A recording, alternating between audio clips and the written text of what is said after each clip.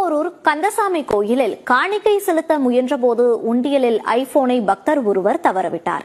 உண்டியலில் விழுந்தது கடவுளுக்குத்தான் சொந்தம் என கோயில் நிர்வாகம் கூறுவதால் திக்கற்று நிற்கிறார் அந்த பக்தர். ஒரு வழியா குடும்ப கஷ்டத்தை இன்னையோட தலைமுழுகிற. ஆட இவ்வளவுதானா? சரி, என்னால முடிஞ்ச உதவி.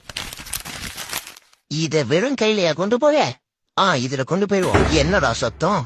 இவன் எங்க இவ்வளவுதாம போறான்? இது மட்டும் அப்பாவுக்கு தெரிஞ்சிச்சு பெருமைப்படுவாரு.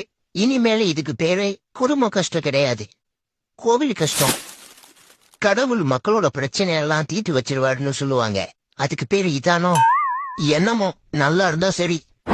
ஐயோ, என்ன முருகா இந்த பக்கம்? அத நான் கேட்கணும். இது கோவில்.